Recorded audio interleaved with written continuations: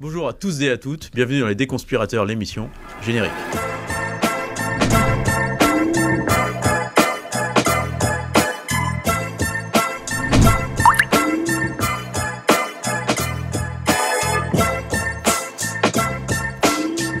Alors nous sommes très heureux avec Rudy Reichstadt et Tristan Mendès-France de vous retrouver pour cette 4e saison de Déconspirateurs. Et oui, déjà. Cette saison où il nous faudra plus que jamais vous aider à y voir plus clair dans la complosphère. Bonjour Rudy. Bonjour David. Bonjour Tristan. Bonjour à tous. Alors aujourd'hui nous avons un menu alléchant, nous sommes que tous les trois, mais on va parler de chats et de chiens, d'une tentative d'attentat, de la fake news sur Brigitte Macron qui est toujours présente, et aussi de souveraineté. Mais avant de rentrer dans le vif du sujet, de tous ces sujets, vous l'avez peut-être vu passer. Et si vous ne l'avez pas vu passer, c'est le moment de le regarder et de le savoir. Conspiracy Watch a lancé la semaine dernière une collecte de fonds sur Ulule.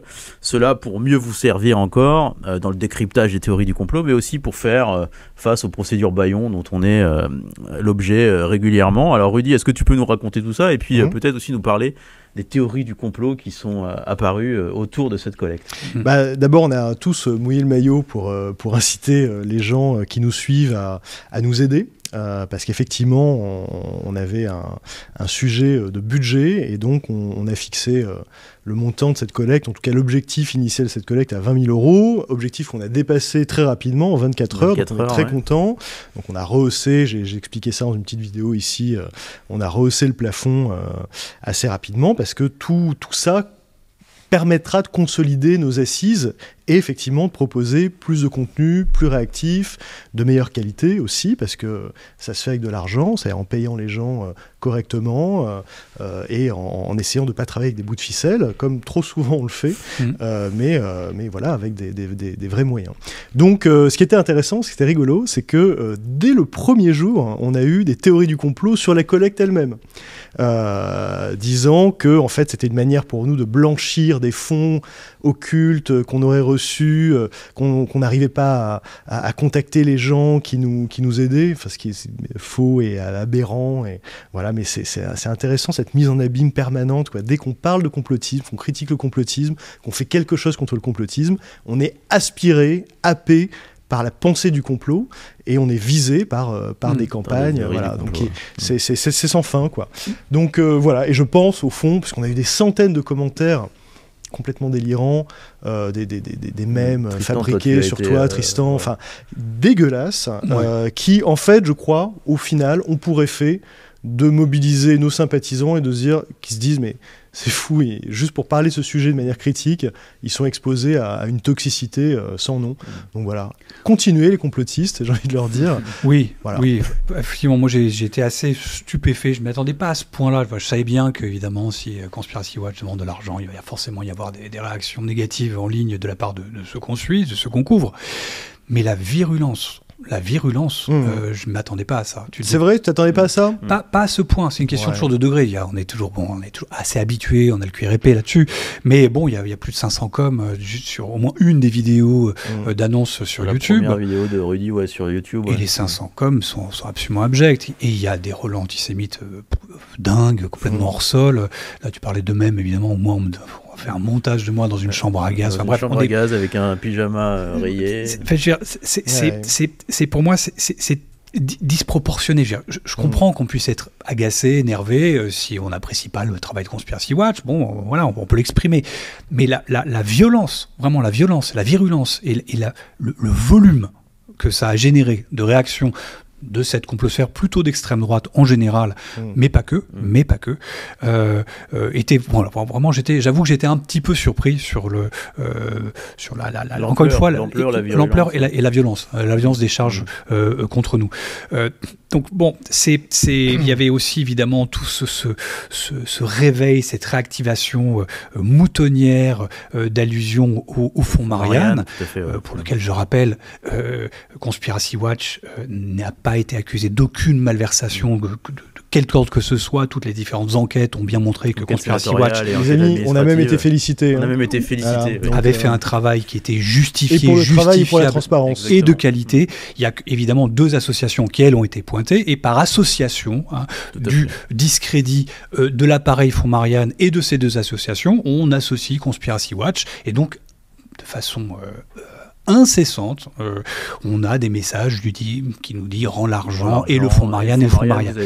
Donc bon bref, donc c'est une façon de réactiver aussi cet imaginaire-là, ce best-of un peu musical, c'est comme une musique qu'on a beaucoup aimé. Eh bien là ils ressortent ce single, si on veut, du fonds Marianne. Bon bref, qui refait surface. C'est pénible évidemment parce moi j'ai des velléités des fois de vouloir répondre parfois en disant voilà le rapport de l'IGAS, voilà le rapport du Sénat. Le rapport du Sénat, voilà ce qu'il dit, etc. Mais bon, je sens bien que face à un torrent, une petite cuillère, ça sert pas à grand chose. Donc bon, il faut s'y faire. C'est une sorte d'état de fait, mais c'est quand même, je dois dire quand même assez frustrant, qu'on le veuille ou non. Bon, voilà, même si on a le cuir épais, c'est quelque chose qui est désagréable, désobligeant, parce qu'encore une fois, on n'attaque pas le fond du travail qu'on fait. C'est vraiment par association, de toute façon très globale. J'ajoute que on reçoit quasiment jamais de droit de réponse sur ce qu'on fait, sur ce qu'on produit. Ouais. Nous, on est tout à fait disposés à publier droit de réponse pour le contradictoire et y répondre éventuellement. Ouais. Mais c'est pas du tout ce qui nous arrive. Ce qui nous arrive, c'est des attaques. Oui, il y a des procédures, justement. Et des procédures Bayon. Ouais. Et alors, tu disais, Rudy, 20 000 euros en une journée. Au moment où on enregistre cette émission, on est quasiment à 40 000 euros. Quels sont les prochains objectifs ? 50. Non, mais en fait, c'est la première fois qu'on fait ça, donc on avance à tâtons, un peu à l'aveugle. Donc, plus on sera soutenu, plus on pourra faire de choses, plus on envisagera l'avenir avec confiance, plus on pourra proposer, par exemple, un CDI à l'un de nos collaborateurs plutôt qu'un CDD à temps partiel. Enfin, c'est des choses comme ça. Donc, on pourra juste faire plus et mieux. Et plus réactif avec plus de moyens. Oui, voilà. Et puis il faut aussi noter que Conspiracy Watch cherche à vraiment à s'étendre, notamment à l'international, et ça c'est très très significatif. Évidemment, l'audience anglo-saxonne c'est planétaire, et donc il y a une version maintenant de Conspiracy Watch en anglais avec une rédaction indépendante qui a son propre rythme, qui suit l'actualité à l'international. On a des signataires américains un peu partout autour de la planète. Et prestigieux d'ailleurs. Oui, et prestigieux, notamment pour certains d'entre eux. Et donc, tout ça, évidemment, nécessite de l'argent, tout bêtement, parce que c'est pas une entreprise commerciale. Donc, donc, tout soutien est le bienvenu et aide, encore une fois, à étendre. Et l'objectif vraiment fondamental de Conspiracy Watch, c'est simplement de mettre à disposition de la documentation qui est souvent utilisée par les journalistes, les médias de la planète ou d'autres associatifs, ou pourquoi pas les personnes qui sont intéressées ou concernées, ou les enseignants. Donc c'est simplement de mettre à disposition du contenu, et donc plus on a de moyens, plus on peut mettre de données à disposition, et après à chacun de faire ses emplettes. Rudy, tu parlais du Wikipédia du conspirationnisme. C'est un peu ça, bon c'est pas tout à fait la même chose, mais il y a un peu de ça, dans la mesure où chacune des notices, en fait, est sourcée et renvoie vers la source. Donc ce qui est rapporté dans les notices, on clique dessus, ça renvoie vers un article. Soit vers la source primaire, soit vers un article de presse issu d'un média fiable qui a travaillé sur le sujet et vers lequel on renvoie. Donc c'est simplement factuel, c'est pas de l'éditorial, c'est pas de l'ambiance. Il y a pour l'essentiel, le cœur du travail de Conspiracy Watch, c'est de la documentation. Donc voilà, il n'y a pas, logiquement, il ne devrait pas y avoir autant d'hystérie sur un travail de documentation. Et bien voilà, donc n'hésitez pas à participer, à faire savoir que cette collecte était en ligne. Il reste encore 2 semaines, donc n'hésitez pas à y participer et à la faire connaître. Premier sujet d'actualité cette semaine, c'est cette phrase surréaliste de Trump. Je vais vous la citer parce qu'elle vaut son pesant de cacahuètes. À Springfield, les Haïtiens mangent des chats et des chiens, c'est cela qui se passe dans notre pays.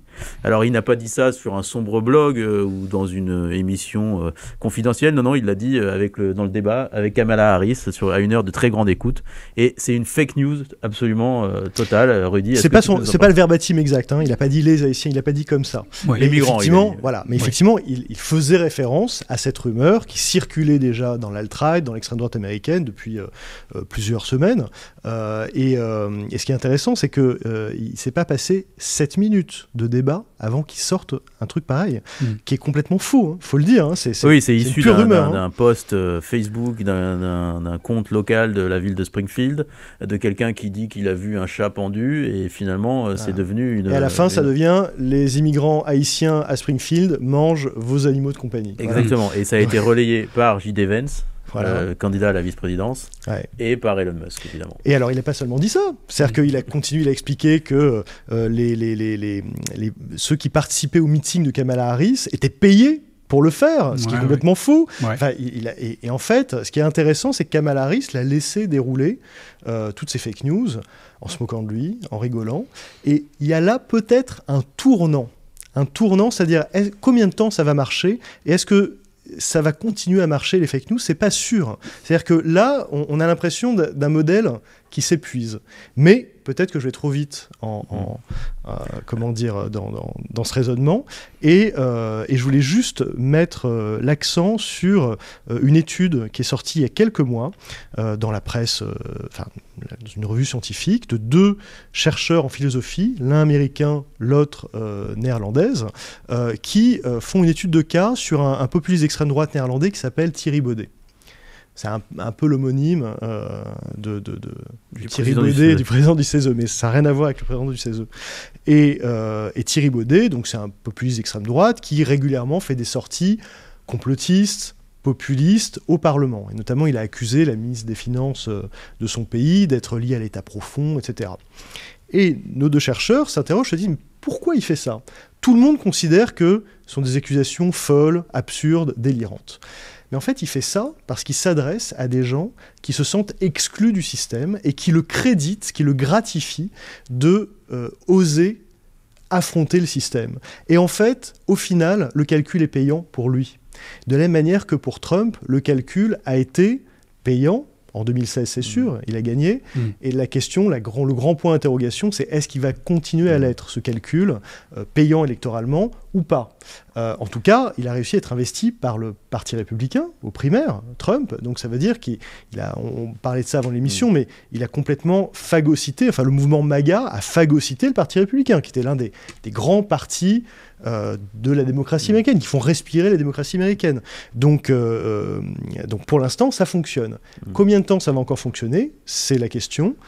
Voilà. Mais en tout cas, c'est intéressant que ce discours complotiste sert au fond à polariser l'opinion et à dire à des gens qui ne sont pas représentés par le système, regardez, moi je suis avec vous et je porte vos revendications, vos peurs, vos craintes, vos colères sur la place publique. Alors J.D. Vance a dit justement sur ce point, il a reconnu sur CNN que finalement il était normal pour appuyer son argumentaire d'inventer des histoires. Oui, alors après il a essayé de se reprendre en disant que c'était le narratif pour attirer un peu l'attention, mais qu'une partie de ce qu'il a dit a été mal interprété. Il est très, très, très sinueux, J.D. Vance. Il est aussi très habile. Il arrive à repackager des fois des énormités de Trump en essayant de mettre de la distance. Bref. Moi, ce qui me... En enfumant, quoi. Oui, un peu en enfumant, oui. Mais il fait ça assez intelligemment et assez efficace. Malgré tout, il a une certaine efficacité, en tout cas, face caméra. Ouais. Moi, ce qui me sidère avec cette séquence des chats et chiens, là, soi-disant dévorés par les migrants haïtiens, c'est la conséquence que cette hystérie, cette panique morale anti-migrants concentrée sur cette ville a comme conséquence sur la ville elle-même. Il y a énormément de presse qui a couvert les conséquences que ça a pu avoir, avec des menaces d'attentats, des menaces d'attaques, des fermetures. La mairie a été fermée. La mairie a été fermée, évacuée. Des hôpitaux ont dû fermer des fois pendant un jour, quelques jours, des écoles.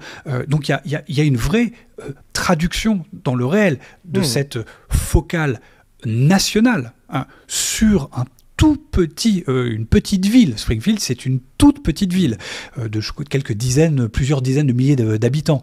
Bref, quand il y a une telle focale nationale sur ce tout petit espace, eh bien les conséquences sont folles localement pour ceux qui y vivent. C'est très important ce que tu dis là, parce que ça montre que c'est pas que des effets de discours. Nous, on s'intéresse aux discours complotistes ici, qu'on analyse, etc. On parle de rhétorique, d'idées, etc. Mais c'est très important de rappeler que oui, ça a des conséquences dans la vie réelle, et des conséquences parfois funestes. Ça peut conduire à des agressions, à la hausse du racisme, etc. Donc, enfin voilà, oui, ça a des conséquences à la fin. Alors l'autre sujet américain du jour, c'est évidemment la tentative d'attentat contre Donald Trump, la deuxième tentative d'attentat contre l'ancien président américain. On en sait un peu plus sur le suspect qui est visiblement un militant de l'aide américaine en Ukraine et qui a même été en Ukraine en 2022. Il a rencontré les équipes de Quotidien, c'est ce que Quotidien révélait hier soir. Mais cela n'empêche pas les théories du complot d'éclore sur ce sujet. Même Edward Snowden a déliré en mode ce sont les agences de renseignement qui essayent de tuer Donald Trump. En évoquant la figure de Lee Harvey Oswald, ce qui signifie que pour lui, Lee Harvey Oswald était déjà une sorte de pion manipulé par des puissances obscures, une sorte d'état profond, etc. Oui, petite parenthèse sur Snowden, qui ne sort publiquement que lorsqu'il y a quelque chose un discours qui peut charger l'Ukraine et quelque part aider la Russie. Donc je remarque que souvent, quand il va sortir, il fait une sortie publique, c'est souvent, en tout cas, quelque chose que la Russie va regarder avec grand intérêt et qui lui est vraisemblablement favorable. Par exemple, au moment de l'agression de l'Ukraine par la Russie, il était beaucoup moins volubile. Je ne sais pas si tu te souviens. Oui, c'est vrai. Silence radio pendant plusieurs mois. Et qu'est-ce que ça dit finalement cet épisode encore de théorie du complot autour de l'assassinat, enfin de la tentative d'assassinat de Donald Trump? D'abord, un événement ou des événements comme cela, il est évident qu'il suscite, qu'il génère des théories du complot. Bon. Ensuite, c'est un événement qu'il faut distinguer, enfin la plus récente tentative, il faut distinguer de la première, c'est celle du 13 juillet dernier. Où il a été touché. Alors, d'abord, celle du 13 juillet, c'est un type au profil instable, plutôt républicain, d'abord, qui a essayé de tirer, qui a tiré effectivement, quand même plusieurs coups de feu, je crois 8, qui a été abattu. Donc, et là, il était dans la ligne de mire, Trump était dans sa ligne de mire, réellement, quoi. Et donc, avec un vrai raté de la part du Secret Service, des gens qui étaient chargés d'assurer la sécurité du candidat. Bon. Et vraiment, Trump l'a échappé assez miraculeusement, parce qu'il a tourné la tête. Enfin, vraiment, c'est le hasard dans toute sa splendeur, quoi. Il aurait vraiment pu y rester.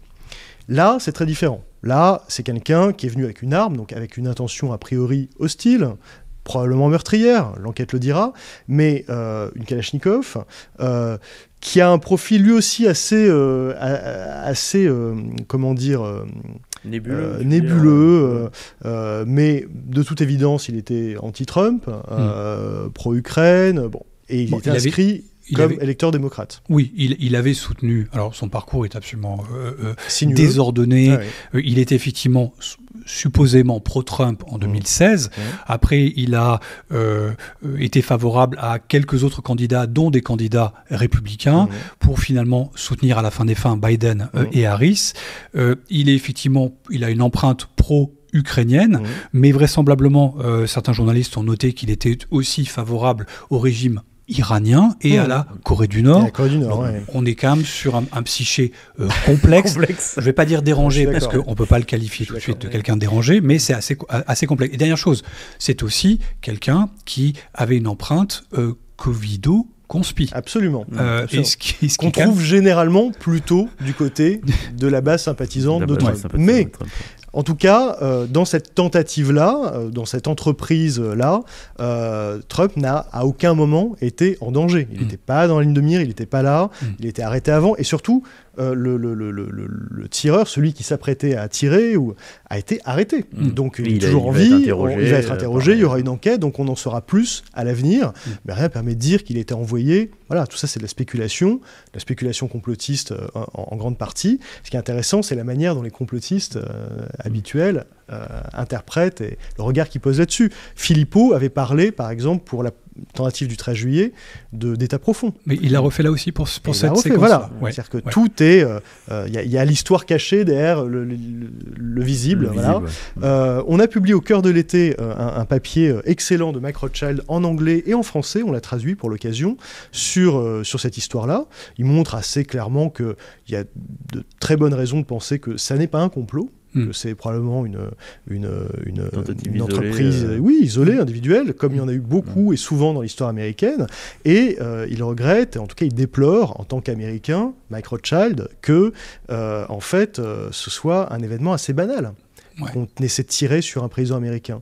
En fait, ces 2 derniers siècles, il y a beaucoup de présidents américains qui se sont fait tirer dessus, qui en sont morts. C'est le cas de Lincoln, et de Kennedy pour les plus connus, et qui parfois en ont réchappé. Theodore Roosevelt a réchappé, Reagan aussi. Il y a eu des tentatives où le président n'a pas été en danger, mais quand même. Enfin voilà. Donc malheureusement, ça appartient à l'histoire américaine et ça dit quelque chose de la violence ou du rapport de la société américaine à la violence. On parle souvent des armes à feu qui sont en libre circulation, c'est vrai, c'est un vrai sujet, mais il y a un autre facteur qu'il ne faut pas oublier, c'est le rapport de la société américaine à la violence. Quelque chose de pas réglé là-dedans. Voilà. Alors, juste une chose sur l'état profond qui a été invoqué sur les 2 tentatives d'assassinat de Trump. Bon, juste une chose, l'état profond est nul. Il n'est pas très efficace. Ah oui. Alors, j'ai vu un commentaire sur Twitter disant ça m'a fait beaucoup, parce que c'est vraiment ça. Décidément, cet état profond. Ils peuvent fantasmer un appareil militaro, secret, etc. Bon, franchement, pour l'instant, il n'est pas très efficace. Bon, ce qui est, moi, je trouve assez dingue là ici, c'est que on est quand même sur une 2e tentative d'assassinat et j'allais dire, je me mets à la place de cette complosphère, notamment américaine. C'est comme une plaie ouverte sur laquelle on va repasser le doigt. Ça, évidemment, ça réactive. Ça n'est pas juste un 2e épisode. Pour eux, c'est ou un 2e événement. Pas anodin, mais c'est lié au précédent. C'est que dans leur vision, dans leur lecture, dans leur interprétation de tout cet arc d'événements, tout ça est évidemment lié. C'est une 2e tentative de cette même entité qui essaye et qui n'y arrive pas. Donc il y a pour eux une véritable logique. Et ce qui est terrible, c'est que je pense clairement que le capital complotiste qui s'est agrégé sur la première tentative d'attentat n'est que le support sur lequel va s'appuyer tous les discours de cette 2e tentative. Donc il va s'enrichir, si je veux dire, s'épaissir, gagner en volume, même en volumétrie, simplement en s'appuyant sur les acquis de la séquence précédente. Je note aussi que, évidemment, on est, comme à chaque fois, mais c'est quand même assez spectaculaire, sur un complotisme à la carte, où chacun va projeter comme acteur fantasmagorique derrière cet attentat, chacun va y projeter les entités qu'il veut cibler ou décrédibiliser. Et on a ce tweet de Medvedev, évidemment, qui, lui, tout de suite dit cet individu est parti en Ukraine, il était pro-ukrainien, forcément, c'est quelqu'un qui est un agent opéré, payé, manipulé par les services secrets ukrainiens pour aller tuer Trump. Donc, on a vraiment ce fameux mème avec ce dessin animé où on voit Spider-Man qui pointe un autre Spider-Man en disant lui c'est toi, c'est lui, c'est moi, etc. Où on a vraiment, chacun va, encore une fois, y projeter l'entité qu'il a envie de décrédibiliser. Non, l'un des enseignements de l'attentat du 13 juillet, c'est aussi que le complotisme ne venait pas que du camp de Trump. Il venait aussi du camp des anti-Trump, disant « Ah mais ça arrange trop bien, ça fait trop bien les affaires de Trump pour que ce soit pas staged, c'est-à-dire mis en scène. Jusqu'à preuve du contraire, c'est pas mis en scène. Et on voit mal comment Trump ou ses proches auraient organisé un tel attentat à balles réelles quand même. Il y a des gens qui ont été blessés. Morts même, qui ont été tués dans les spectateurs. Non, ça n'existe à rien, ça ne ressemble à rien qui existe dans la vie réelle, quoi. Donc, et surtout, tout ça est de la pure spéculation. Et dans cette histoire, il faut aussi signaler le tweet d'Elon Musk, quand même, Tristan, non ? Sur le fait qu'on n'attaque pas Biden et Harris, par hasard. Oui, c'était un tweet qui prédatait évidemment un tout petit peu et qui est ressorti là, sur lequel qu'il a effacé après coup, parce que ça donnait effectivement l'impression qu'on n'attaque que Trump et ça sous-entend quelque part qu'évidemment le camp d'en face ne se fait pas attaquer parce qu'il en est quelque part. Et par ailleurs, c'est presque un appel à dire alors qu'est-ce que vous faites ? Oui, qu'est-ce que vous faites ? Donc ça, il a quand même tweeté à cette quasi 200 millions d'abonnés, donc il l'a enlevé sans s'excuser très clairement comme il le fait à chaque fois. Donc en général il efface et puis il passe à autre chose. Je pense qu'il y aura des conséquences, en tout cas, il y a des conséquences dans la mesure où c'est relayé par la presse américaine qui trouve que c'est quand même absolument irresponsable de sa part. Mais juste un petit pas de côté, dans cette effervescence de théories complotistes, donc on a encore une fois les acteurs qu'on veut trouver derrière, et puis on a aussi, ça c'est un grand classique aussi, c'est d'essayer de retrouver en amont de l'événement des choses qui seraient ces fameuses petits cailloux blancs que laisseraient les instigateurs pour dire qu'ils vont commettre quelque chose, mais sans le dire, des sortes de petits indices. Donc on a ça partout pour le Covid, on a eu Perron qui nous a expliqué qu'il y avait des unes de journaux qui annonçaient le Covid avant le Covid. Bon, ça c'est un petit à côté. Et là, on en a certains ici qui ont retrouvé une une du Times où on voit Trump empêtré dans du sable dans une petite voiturette de golf. Et il y avait écrit « in trouble ». Il va avoir des soucis ou il a des soucis. Bon, évidemment, ça a été lu, compris comme étant le signal annonciateur. On ne comprendra jamais pourquoi les initiateurs potentiels de ces types d'attentats ou de types de complots s'amuseraient à laisser des petits messages en amont. Enfin bref, donc on a aussi ce dispositif-là qui fait surface sur cette séquence. Cette erreur d'analyse, elle est due à un biais cognitif bien connu qui s'appelle la négligence de la taille de l'échantillon. C'est que tout simplement, des images, il y en a plus que jamais, et donc on peut repérer dans tout ce stock de contenu existant en circulation des choses qu'on peut interpréter de manière comme étant mystérieuse ou étrange, ou en tout cas plus étranges qu'elles le sont en réalité. Oui, rétrospectivement, c'est ça. On peut toujours projeter rétrospectivement des signaux faibles sur une myriade de contenus. Et statistiquement, plus il y en a, plus il y a des chances qu'on puisse s'appuyer dessus. Est-ce que je peux ajouter une chose avant de fermer la parenthèse tentative d'assassinat? On disait tout à l'heure, l'état profond est quand même nul, il n'y arrive pas, mais pour un esprit un peu religieux ou marqué par la croyance en Dieu, etc., on est dans un combat cosmique entre le bien et le mal. C'est-à-dire que beaucoup de partisans de Trump, pas tous, mais ont vu dans le miracle qu'il en ait réchappé, une intervention divine, avec l'idée qu'il y avait un drapeau, en fait, au-dessus, un drapeau américain, qui à un moment, avec le vent, a pris la forme d'un ange. En tout cas, c'est ce qu'ils y ont vu. Alors là, c'est une pareidolie, c'est encore un autre biais, mais ils ont vu un ange qui est venu le sauver, descendu du ciel. Donc en fait, il faut imaginer que pour certains, c'est vraiment une intervention divine qui a sauvé Donald Trump. Et Trump joue dessus. Il l'a à plusieurs reprises interviewé. Il a abondé un peu dans ce sens-là. Et tu sais qui a repris à son compte cette chose-là? Marjorie Taylor Greene, c'est-à-dire la congressiste QAnon, pro-Trump, pro-armes aussi. Pro-armes à feu, c'est rigolo d'ailleurs. C'est-à-dire qu'on a là des gens qui sont pro-armes à feu et c'est un peu l'histoire de l'arroseur arrosé, parce que s'il n'y avait pas autant d'armes à feu en circulation et qu'on peut se procurer aussi facilement aux États-Unis, on n'aurait pas ce type d'épisode-là, ou moins. Alors on reste aux États-Unis, mais c'est pour parler d'un épisode de l'internationalisation du conspirationnisme avec l'intervention de Xavier Poussard, directeur de la publication de Faits et Documents, cette lettre d'extrême droite qui a été invitée par l'une des influenceuses conspi les plus importantes aux États-Unis, Candace Owens, qui l'a interviewé justement sur la rumeur Jean-Michel Trogneux à propos de Brigitte Macron qui serait un homme.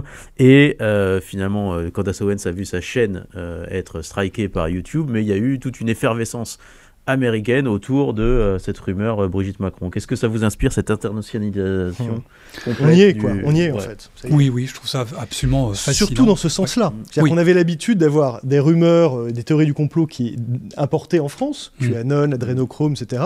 Là, on devient un pays d'exportation de théories du complot. Donc, là, il y a une vieille idée qui me travaille depuis quelques années, avec cette idée que on est sur un moment de l'écosystème de l'information planétaire où il y a une sorte de sélection darwinienne nationale du meilleur, du pire des théories complotistes qui, lorsqu'elles arrivent à maturité, c'est-à-dire de visibilité, de viralité dans le pays X, basculent sur le marché mondial, et ce qui permet à la complosphère internationale d'être alimentée en continu de contenus à forte capacité d'engagement et de viralité, parce qu'elles ont déjà fait leurs preuves localement. Et donc ça a été le symptôme finalement QAnon, qui a d'abord explosé aux États-Unis, qui après a essaimé un peu à l'international. Et donc on a cet exemple-là avec Brigitte Macron, qui franchement était quelque chose d'épiphénoménal, qui était vraiment sur la frange de la complosphère. Ça apparaît fin 2021. Oui. Alors en 2024, ça y est, ça s'internationalise. Et qui partait vraiment vraiment de la frange qui a peu d'audience. Je veux dire, fait document, franchement, enfin, même aujourd'hui, qui connaît ce feuillet, qui a une histoire folle. Si on remonte, je pense, à après-guerre, c'est quelque chose qui est apparu après-guerre, qui a une vraie histoire. Emmanuel Ratier, avant Ratier, Henri Coston, collaborationniste. Oui, donc il y a une vraie. Il a une histoire profondément ancrée. Ce qu'il faut dire, c'est que c'est pas la France des patriotes, c'est la France des traîtres à la patrie. On parle de gens qui ont collaboré avec l'ennemi, avec le régime nazi. On parle de ça. Ce sont les héritiers de ces gens-là.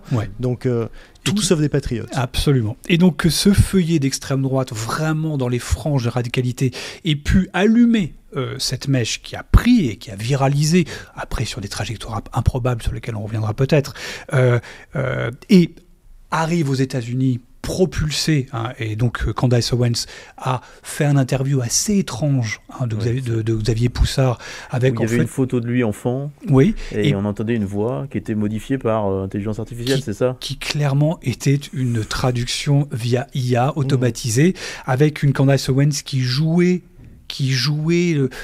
comme si la personne qui était en face d'elle n'était pas enregistrée. Ce qui il y clairement... avait une forme de presque on avait l'impression que c'était une interview. Quoi. Oui, c'est une conversation et clairement ça l'était pas. Parce que c'était posé, ça semblait absolument carré. Bref, tout ça a été totalement instrumentalisé, mais ce qui est dingue, c'est évidemment la puissance de visibilité que ce feuillet a pu avoir aux États-Unis, avec évidemment un effet feedback gigantesque, parce que Candace Owens elle-même a ses suiveurs ici, elle a quand même une certaine audience dans l'extrême droite complotiste européenne, au sens large, donc il y a un effet de chambre d'écho. Ça vient, relégitimer en retour une parole qui peut paraître complètement...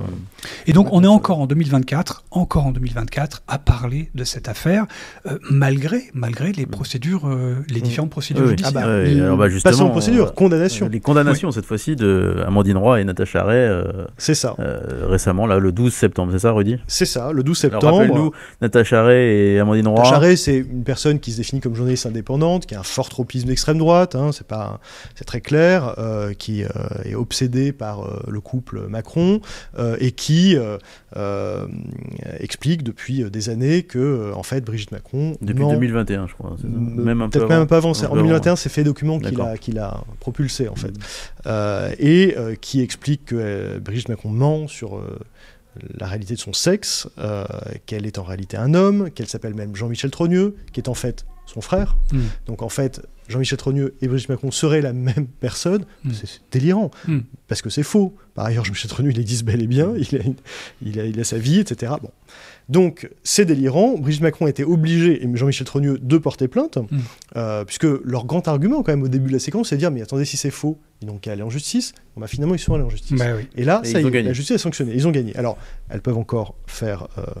elles ont fait appel, ils ont fait appel, ou en tout cas, elles ont annoncé qu'elles feraient appel, mais elles ont été condamnées à 8 000 € de dommages-intérêts, quand même, plus 500 € d'amende, je crois, avec sursis.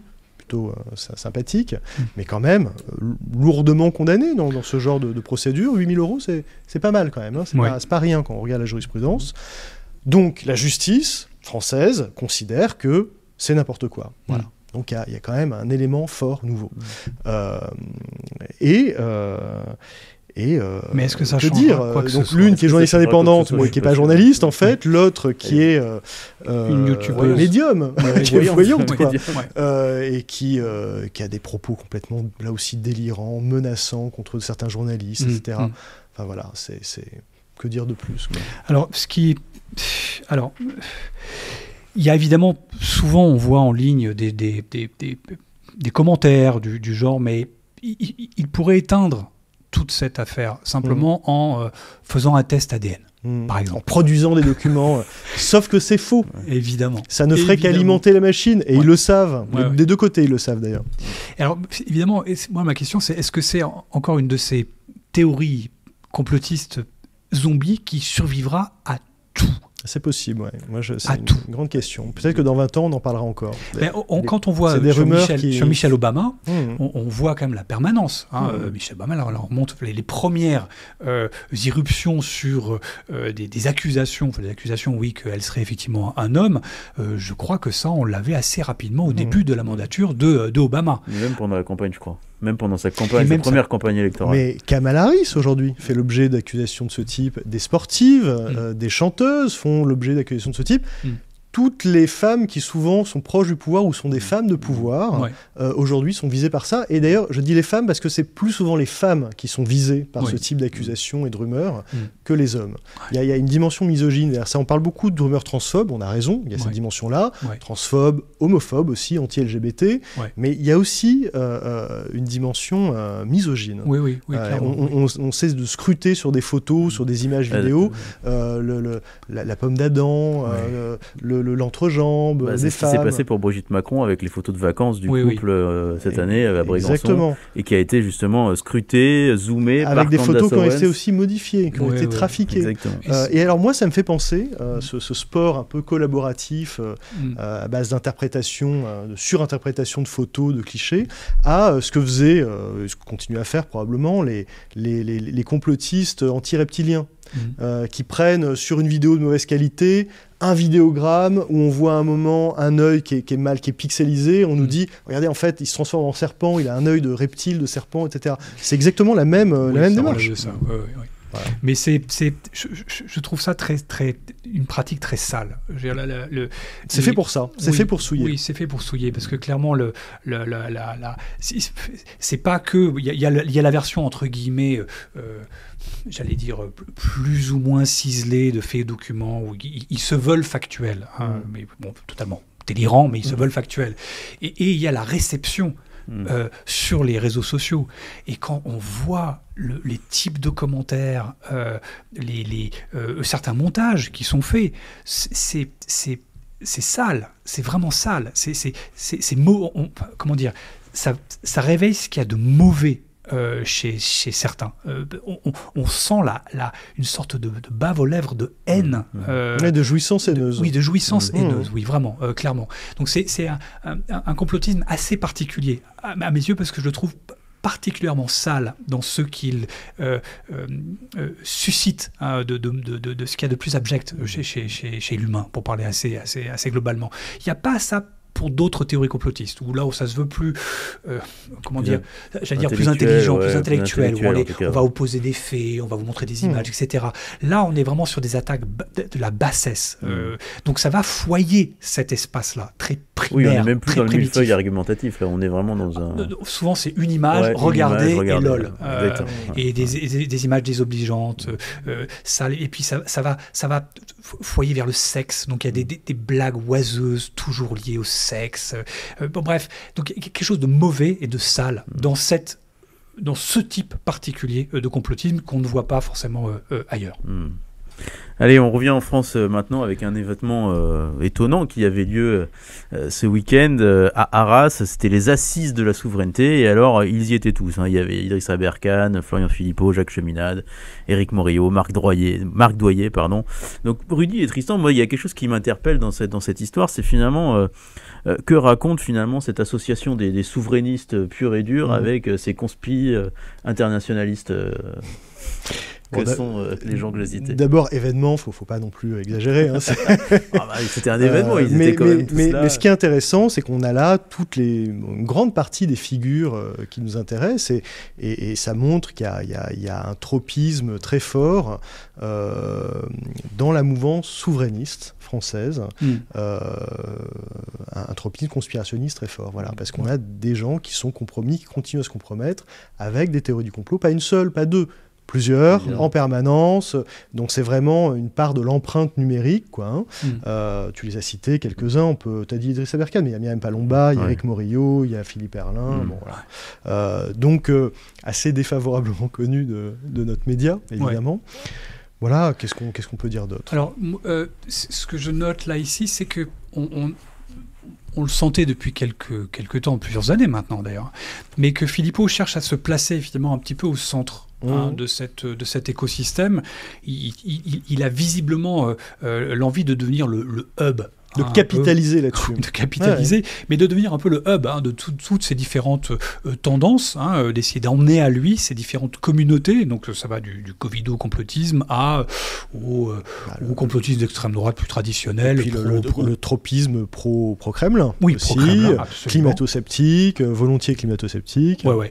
Donc il a toutes ces chapelles qu'il cherche un peu relativement à fédérer, peut-être pour mutualiser, essayer de créer une dynamique.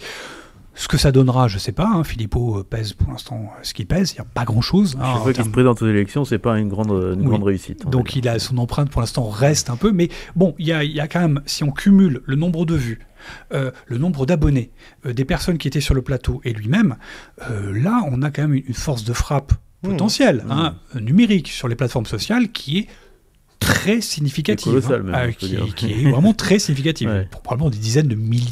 Peut-être en tout cas des millions d'abonnés facilement cumulés. C'est un peu le syndrome Asselineau. Asselineau a réellement eu, je ne sais pas si c'est encore vrai aujourd'hui, mais à un moment c'était vrai, le site de partis politiques français le plus consulté, devant le site de l'UMP, devant le site du PS, même devant le blog de Mélenchon, de mémoire. C'est en termes de connexion, voilà. Donc il y avait une réalité numérique. Alors, ça ne se convertit pas, on l'a dit 1000 fois ici, en suffrage, mais c'était tangible. Ouais. Il avait une existence numérique, et c'est un peu le même phénomène avec Philippot. Ouais. Après, moi ce qui Est-ce que ça contribue à la polarisation, du coup, tu penses, ce discours-là en permanence? Le complotisme, puisqu'il joue sur des émotions, la colère notamment, sert à ça, à polariser et à parler à des gens qui sont exclus du système, et à les mobiliser. Moi, ce qui me fascine, c'est que ces gens-là, si vous voulez, le complotisme, c'est souvent un phénomène de projection. On prête à l'adversaire des choses qu'on fantasme soi-même pour soi-même. D'accord ? Et en fait, tous ces gens-là nous imaginent souvent, imaginent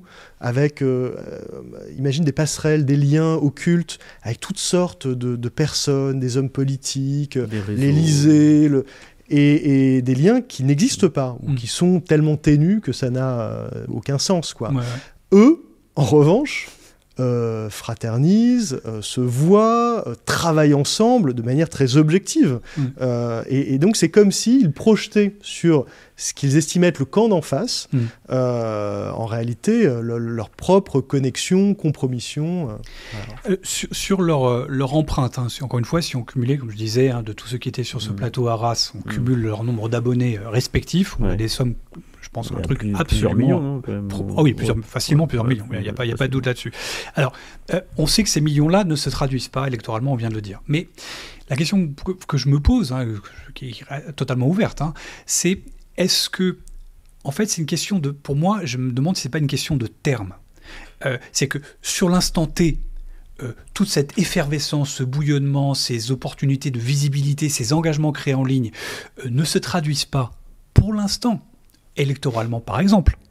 Mais je me demande si à moyen terme, cette opportunité de visibilité ne travaille pas en sous-main un peu une partie de l'opinion, acclimate pas une partie de l'opinion qui vont voir passer soit un mème, soit un clip, un extrait d'un clip ou une phrase où ils savent même pas qui parle tout à fait, mais on voit qui est bien dosé ou qui tombe sur un moment politique intéressant parce qu'on charge Macron et parce que tout le monde charge Macron et on peut critiquer Macron, mais si évidemment c'est avec des arguments qui fricotent avec des personnalités complotistes ou qui ont des arguments complotistes. Bref, est-ce que c'est pas quelque chose qui en fait risque de faire surface plus tard, et que c'est quelque chose qui travaille d'abord en profondeur avant qu'on en voit des conséquences véritables, politiques, à plus long terme. Donc voilà, la question que je pose, c'est ça. C'est évidemment, les millions, c'est pas tout de suite des électeurs. Philippot, Asselineau, c'est 1% depuis très longtemps, mais est-ce que leurs idées, est-ce que ce qu'ils travaillent, ce qu'ils poussent, ce qu'ils relayent, la visibilité, les passerelles qu'ils créent, etc., est-ce que ça, à moyen ou long terme, ça n'a pas des vraies conséquences? Oui, leur conception du monde, finalement, quelque part. C'est leur conception du monde qui, finalement, peut gagner plus tard. Et qui est en train de d'irriguer et d'essaimer un peu partout. Et leurs éléments de langage, je veux dire. Oui, même sur le Covid. Je veux dire, la passerelle Philippot sur le Covid, je pense que Philippot a participé très concrètement sur le fait qu'il y a une partie de nos compatriotes aujourd'hui qui ont des doutes sur la façon dont on a, même de la dangerosité du Covid ou des choses, bref, qui n'ont pas une vision très claire. Des vaccins aussi. Des vaccins aussi, etc. Alors, pour reboucler avec ce que je disais au début, c'est est-ce que c'est payant électoralement, politiquement ? Ça a pu l'être, ça l'est peut-être moins. Peut-être qu'on est dans une phase où finalement, quand on se compromet avec ça, on est finalement désavoué par les électeurs. Quand même, Nicolas Dupont-Aignan, par rapport à Asselineau et Philippot, avait un atout dans sa manche, c'est qu'il était élu. Il était à l'Assemblée nationale, il était député. Il faisait d'ailleurs beaucoup de vidéos depuis même les sièges de l'Assemblée. Aux dernières élections législatives, il n'a pas retrouvé son siège. Donc ça va être intéressant d'observer d'ailleurs à l'avenir Nicolas Dupont-Aignan, sa formation. Il n'a pas participé à ce qu'a fait Philippot là.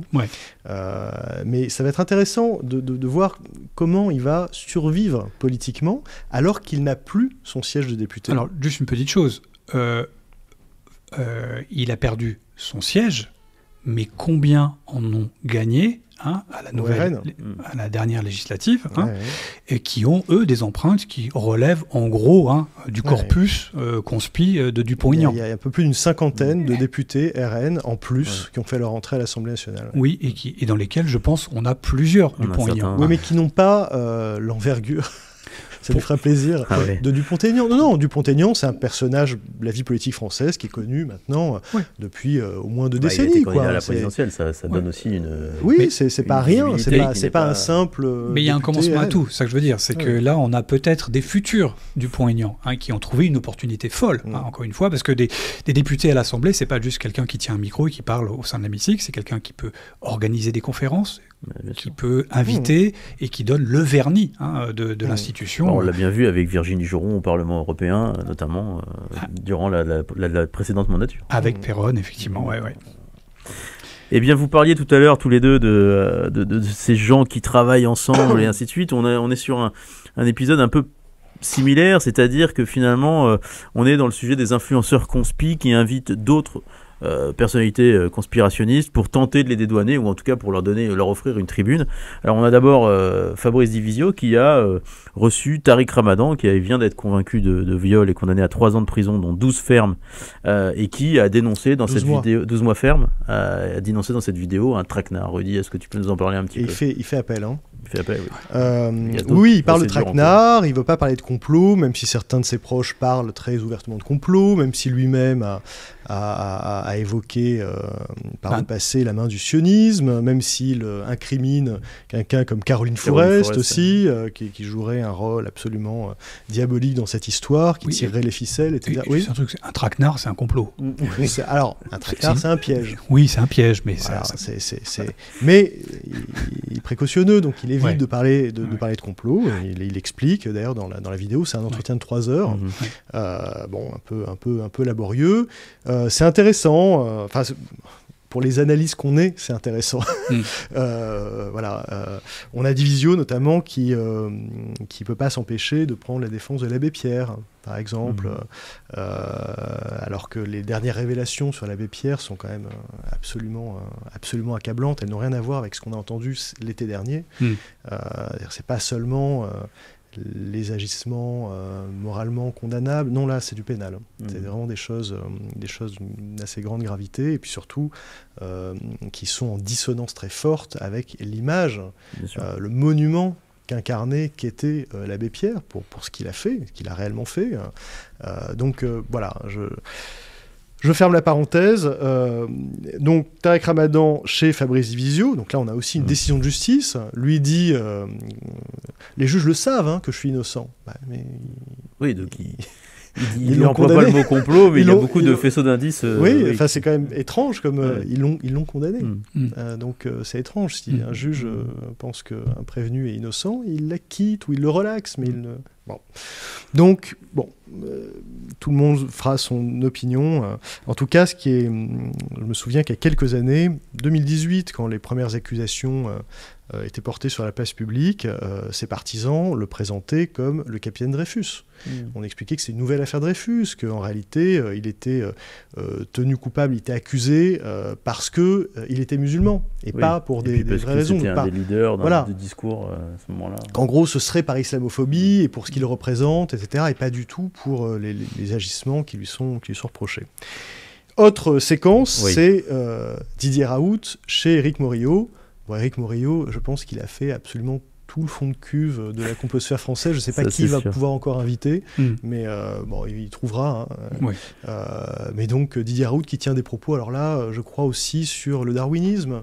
Je crois, alors soit il l'a fait là, soit il l'a fait auparavant, mais apparemment il s'est réveillé aujourd'hui en se disant que la théorie de l'évolution, elle n'est pas parfaite, que lui doit pouvoir faire mieux. Et ce qui est juste intéressant avec ce moment-là, je ne rentre pas du tout dans le détail parce que je ne maîtrise pas et ça ne m'intéresse pas. Tu ne maîtrises pas la pensée de Didier Raoult? Non, elle est complexe. Non, ce que je note là sur sa nouvelle lubie de vouloir attaquer le darwinisme, qui peut être critiquable sur le terrain scientifique, je n'ai aucune idée, il y a peut-être des choses qui sont discutables, peut-être que ça évolue avec le temps, c'est ça la science, il n'y a pas de souci, mais ce que je note, c'est la répercussion de son discours, ou des extraits de discours, que j'ai vu partager sur les plateformes sociales, et de voir leur réception. Et leur réception est tout autre. Leur réception est clairement, littéralement, une remise en cause de la théorie de l'évolution. D'ailleurs, critiquée comme une théorie. Si c'est une théorie, c'est que c'est pas forcément vrai. Avec ce type d'argument-là, et notamment pour les certaines empreintes que j'ai pu voir avec une certaine viralité, l'idée que, en fait, c'est une remise en cause donc, de la théorie de l'évolution et donc une avalisation du créationnisme, ou de l'intelligent design, qui est une version du soft, créationnisme. qui est aussi du créationnisme. Bref, donc là on a encore une sortie de Raoult qui arrive à... il a la base qu'il mérite, et sa base est, je dois le dire, vraiment pas très porté sur la science, clairement. Lui va s'en défendre, évidemment, lui va jamais dire qu'il est créationniste, bien sûr, mais c'est comme ça qu'il est vécu par ceux qui l'adulent. Donc bon, après, il faut se poser des questions lorsqu'on est adulé par par une population comme ça. Alors pour revenir sur Raoult et Morillo, oui. Donc Morillo, on a vraiment quelqu'un qui a une stratégie du buzz, du bruit et de la polémique. Tout ce qui l'intéresse, c'est la polémique. Je crois qu'il était invité d'ailleurs aux assises du souverainisme. Oui, il était. Oui. Et donc, lui, tout ce qui l'intéresse, c'est la polémique, c'est tout. C'est une sorte de tabloïd ambulant. D'ailleurs, cet été, il était convoqué par la police pour une séquence dans laquelle il interviewait Étienne Chouard, qui, il y a quelques mois, au printemps dernier, je crois, en mai de mémoire, avait expliqué que le 7 octobre, donc les massacres du 7 octobre, finalement étaient légitimes. Il avait dit, Étienne Chouard, et l'extrait avait été partagé par Éric Morillo lui-même, si tu avais été palestinien, tu l'aurais fait toi aussi, moi je l'aurais fait, etc. C'est-à-dire assassiner des civils, délibérément, visés en tant que civils, etc. Donc cette séquence, il l'avait publiée, il l'avait dépubliée ensuite, il avait compris que c'était juste de l'apologie du terrorisme, il y a une procédure judiciaire, il a été entendu, je crois, à 2 heures. Il en a fait une petite vidéo pour commenter ça en disant mais alors, expliquer la liberté en mode on ne peut plus rien dire. Non, il y a des lois en fait qui encadrent la liberté d'expression pour protéger la liberté d'expression précisément. Voilà, donc il faut peut-être que la justice il n'arrêtera pas, on va arrêter d'en parler parce que le simple fait qu'on le mentionne, ça le rend fou. Non, ça le rend fou. Non, il adore. Il adore. Oui, il adore. Dans ce sens-là que je veux dire, ça le rend fou. Il a besoin d'attention, etc. Donc bref, en tout cas, il reste un épiphénomène, mais bon, qui est nourri uniquement par la polémique, et c'est là-dessus qu'il marche. C'est pour ça que donc il a reçu effectivement Raoult. Et quand on voit son mur des invités, comme tu disais, on a vraiment effectivement le fond de cuve de la complosphère. Dès qu'il y a une figure de la complosphère qui a une certaine viralité à un moment donné, bon, il va essayer de capter à lui un peu ce fame passager. Bon, bref. Sauf erreur de ma part, il a fait Aurélien Poisson-Hartland, alias Zoé Sagan, cet été. Quelques jours, quelques semaines. Et puis alors, non, une autre séquence.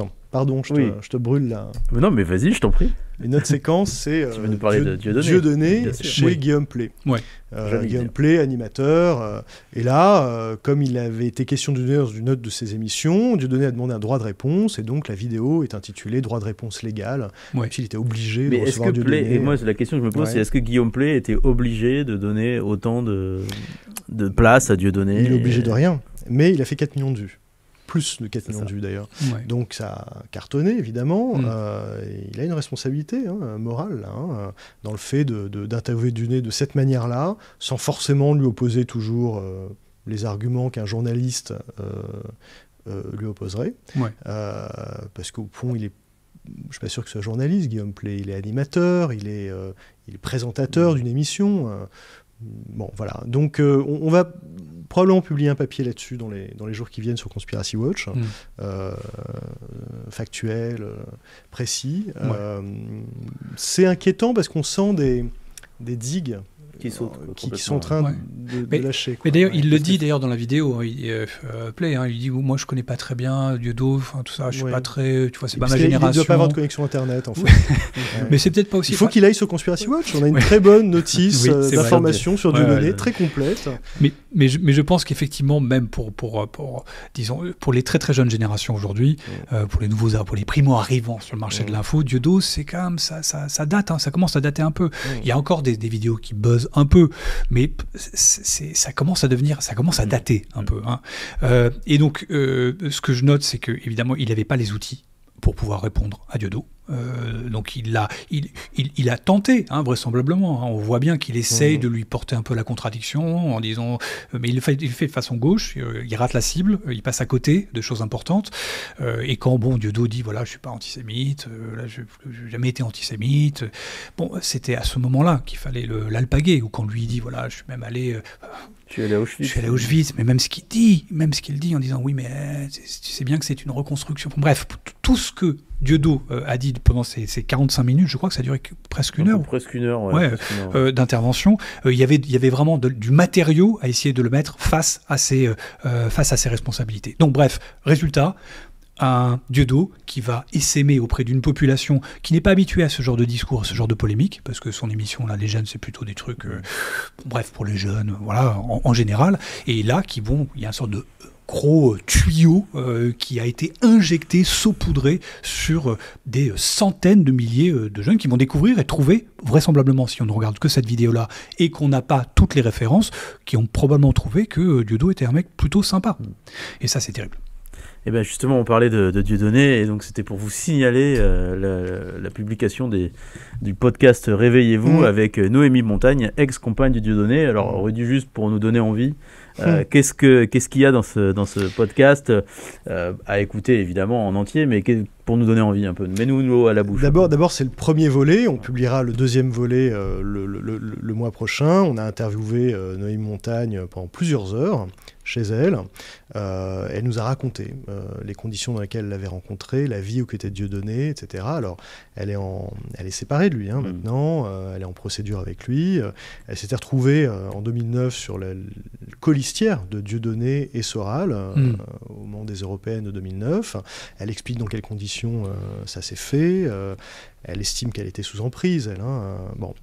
Et on y découvre des choses assez intéressantes sur la personnalité de Dieudonné, et notamment le fait que testait comme ça les théories du complot dans son cercle intime, privé, mais qu'il adhérait très sincèrement à un certain nombre de théories du complot qu'il ensuite défendait sur scène. Donc l'idée que sur scène ce serait que de la performance d'artiste, un rôle, etc., est assez écorné. Probablement qu'il y croit en grande partie à une partie de ce qu'il dit sur le 11 septembre et d'autres événements. Moi, je suis un grand fan de ce podcast. Franchement, je trouve que c'est, encore une fois, je le dis à chaque fois et je le redirai à chaque fois qu'on en parlera, mais je trouve que c'est un angle très intéressant de regarder plutôt du côté des victimes, de ceux qui subissent les conséquences de ces discours, de ces profils, de ces rhétoriques complotistes, pas forcément les émetteurs qu'on couvre depuis des années maintenant, mais de voir ce que ça donne, ce que ça détruit, ce que ça impacte de façon très intime. Je trouve que c'est parfois c'est nécessaire parce que c'est parlant et ça montre aussi que c'est du concret. Nous, on est souvent en train d'évoquer ceux qui ont des haut-parleurs et les idées telles quelles, mais il faut bien voir que au bout il y a une conséquence réelle. Pénible pour des victimes, des victimes secondaires de ces discours-là. Donc je trouve que c'est une très belle initiative, Réveillez-vous, et je pense que vraiment, si vous ne l'avez pas déjà écouté, réécoutez même d'autres épisodes. C'est fascinant de voir la fabrique de l'intérieur, la destruction de l'intérieur de relations intimes, familiales, proches, amicales. On apprend beaucoup de choses en fait à travers ça. Oui, comme on disait tout à l'heure, il y a des implications concrètes de ces discours conspirationnistes, que ce soit à Springfield, dans l'Ohio, mais aussi dans la vie intime des gens, et c'est exactement ce que montre, comme tu le disais très bien, Réveillez-vous. Réveillez-vous, ouais. Donc abonnez-vous si vous ne l'êtes pas déjà, abonnez-vous à Réveillez-vous sur toutes les plateformes de podcast accessibles, évidemment. Et alors, on est toujours dans la section podcast de notre émission. Alors, vous avez repris Complorama pour la 5e saison, c'est ça, je crois. Mon Dieu, il me semble, c'est ce que nous disions, je crois, avant l'émission. 5e saison de Complorama. Et vous avez fait un premier numéro sur le Venezuela. Pourquoi le Venezuela ? Parce qu'il y avait une séquence d'actualité. Il y a une instabilité, bien sûr, et oui, une instabilité post-électorale qui est quand même assez vertigineuse, avec une instabilité sociale, des manifestations, des gens qui sont incarcérés. Et un vrai vol d'une élection. Une vraie élection volée, pour le coup. Qui ne fait pas mais Donald bouger, Trump n'a pas réagi. Non, mais surtout nos souverainistes locaux ici, qu'ils soient d'extrême gauche ou d'extrême droite, ça ne fait pas beaucoup réagir. Une vraie élection volée. Eux, ils aiment bien les fausses élections volées, apparemment. Donc, non, là c'est assez terrible, puisqu'il y a des morts chez les manifestants de l'opposition. On tire sur eux. Et encore, les bilans, on parle des bilans officiels. Or, c'est pas un pays, aujourd'hui, le Venezuela, qui garantit toutes les conditions de transparence pour que la presse travaille librement, etc. On est menacé. C'est un pays qui a perdu des millions d'habitants qui sont partis, qui ont quitté le pays, parce que il était dans un marasme économique terrible. Puis c'est un pays à dérive autoritaire évidente depuis plusieurs années maintenant, notamment depuis 2017, lorsque Maduro a fait tirer sur les gens, avec des dizaines et des dizaines de morts, avec un rapport il y a quelques années de Michel Bachelet à l'ONU qui parlait d'escadron de la mort, carrément, avec des milliers d'exécutions extrajudiciaires. On ne parle pas seulement des arrestations et des emprisonnements abusifs de l'opposition, des milliers d'exécutions. Le candidat de l'opposition qui a gagné, mais dont la victoire n'a pas été reconnue par les autorités vénézuéliennes qui sont à la botte de Maduro, a dû s'exiler. Il a dû partir en Espagne. Donc c'était ça l'accroche actu du sujet. Mais c'est un podcast qui nous permet de revenir sur tout ce qui a été le chavisme, c'est-à-dire depuis Hugo Chavez, lorsqu'il arrive au pouvoir à la toute fin des années 90, la mort d'Hugo Chavez en 2013, l'après Chavez avec Maduro, son dauphin et de montrer surtout l'empreinte complotiste. L'empreinte complotiste, délirante de ce régime on a qui se dit bolivarien. Quelques sonores assez déroutants. Mais oui, surtout sur le Covid, sur les Juifs, sur le sionisme international, etc. Maduro explique, là, cet été, qu'il a contre lui Elon Musk, je crois, je ne sais plus quel autre pays, et puis le sionisme international. Donc, nouveauté, donc c'est France Info, et maintenant c'est filmé. Jusque-là, on enregistrait, donc on va nous voir. Voilà. Donc c'est déjà sur les plateformes de podcast, mais en plus, ça va arriver apparemment sur la chaîne YouTube de France Info. Voilà, donc alors, ce sera une version un tout petit peu différente de la version podcast. Oui, montée et avec des documents visuels qui sont présentés, des archives visuelles. Vidéo, donc c'est une version un petit peu différente de la version podcast, mais enrichie encore une fois de contenu visuel et d'archives, parce qu'on en a énormément à chaque fois. Évidemment, à l'audio, sur le podcast, ça passe, mais là, on aura les images et des fois des illustrations en plus qui viennent illustrer un peu les propos qu'on évoque durant l'émission. Les gens pourront voir l'oreillette qu'on a avec Bill Gates, Soros. La fameuse. Et les derniers sujets, peut-être pour terminer sur une note d'espoir, même si ça donne beaucoup d'espoir d'imaginer qu'on va vous voir sur la chaîne YouTube de France Info, on a beaucoup dit que l'IA pouvait servir à générer des fake news, on en a parlé ici dans cette émission, mais il semblerait que ça puisse aussi servir à débunker des fake news. C'est une étude de Science, je crois, qui est parue. Et qui est parue dans Science. Le préprint était déjà disponible depuis le printemps dernier. C'est 3 chercheurs, dont 2 du MIT, prestigieux MIT, et qui montre que parler avec un chatbot, ChatGPT en fait, formé sur ces questions-là, permet de réduire la croyance dans des théories du complot de l'ordre de 20%, donc assez significativement, c'est pas rien, et même durablement. C'est-à-dire que je crois qu'ils font quelques jours après, je crois 10 jours, et après 2 mois après, qu'est-ce qu'il en est, et y compris des gens qui croient vraiment à ces théories du complot, quoi. Leur confiance dans la théorie diminue parce que en fait le chatbot est capable je parle sous ton contrôle, c'est toi le spécialiste du sujet, mais d'agréger un nombre tellement important de données, d'informations auxquelles souvent les complotistes sont pas exposés parce qu'ils vont pas les chercher et qu'on leur présente pas sur les médias complotistes par définition. C'est la technique du cherry picking, quoi. On laisse de côté tout ce qui va pas dans le narratif, quoi. Que du coup ça ébranle leur confiance. Donc l'IA comme possible instrument, levier de lutte contre le complotisme. On l'avait un peu évoqué dans cette émission avec Aurélie Jean il y a maintenant 1 an, 2 ans, 3 ans, je ne sais plus. Mais c'est ça qu'on avait en tête. Et je sais qu'il y a des initiatives qui se développent ici pour essayer d'utiliser l'IA de cette manière-là. Nous, on a un groupe de chercheurs là, à qui on a ouvert toutes nos données internes pour qu'ils puissent travailler avec. Voilà. Tu crois, toi, Tristan, à cette possibilité ? Oui. Alors, pour le tout un chacun, j'ai envie de dire, pour ceux qui n'ont peut-être pas entièrement basculé, pour les personnes qui sont un peu dans une zone grise. C'est les plus nombreux. C'est les plus nombreux, bien sûr. Donc, eux, évidemment, s'ils vont s'abreuver d'IA générative, disons, grand public, un peu comme les ChatGPT, seront exposés vraisemblablement à du contenu relativement cadré. Mais le résultat, le débat qui est en sous-main ou qui est derrière, évidemment, c'est la guerre idéologique des IA. C'est-à-dire que on va évidemment avoir un Elon Musk qui, lui, considère que ChatGPT est trop bordé sur ces questions-là, et qu'il bride la réalité ou qu'il bride les vrais débats qu'on pourra avoir sur plein de sujets, qui peut être discuté. Donc, ce que ça, en tout cas, entraîne à moyen terme, c'est clairement des questionnements, j'allais dire, d'appréciation, de crédit qu'on va apporter à tel mix informationnel issu de tel ou tel générateur de texte type ChatGPT. Donc, bon, c'est un vrai... c'est quand même un débat vertigineux. J'ai une question, parce que tu dis... Oui, courte. Tu dis agrégateur de texte qui est ChatGPT. C'est vrai, ça fonctionne comme ça, ChatGPT. Mais le nouveau ChatGPT, on nous dit qu'il réfléchit, qu'il est réflexif. L'ancien...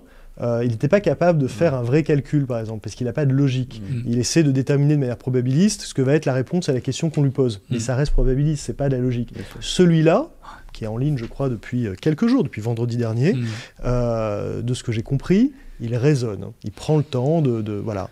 Et donc, par exemple, si on lui donne des maths à faire, des calculs, il a un taux de réussite beaucoup plus élevé. Est-ce que ça peut changer la donne? Je pense qu'on est tous spectateurs. Oui, on est tous face à des boîtes noires. On sait qu'il y a du tripatouillage en interne pour essayer de border, modérer, faire en sorte que ChatGPT ne vous donne pas comment créer un tel ou tel poison. Ça, c'est l'intervention humaine qui vient orienter. Mais c'est la question de cette intervention humaine qui devient un enjeu de débat politique et idéologique, et qui fait que Elon Musk, encore, lui, cherche à promouvoir le sien en disant « moi, j'interviens quasiment pas dessus pour le laisser libre de vous dire tout et n'importe quoi. » Voilà. Donc, vrai débat vertigineux à suivre dans les semaines et mois qui viennent. Et bien voilà, c'est la fin de cette émission. Merci à tous les deux. N'oubliez pas de participer à la collecte de Conspiracy Watch sur Ulule. Et cette émission a été réalisée, comme à chaque fois, par l'excellent Martin Béraud. Salut et à très vite. Allez, ciao, ciao. Merci beaucoup.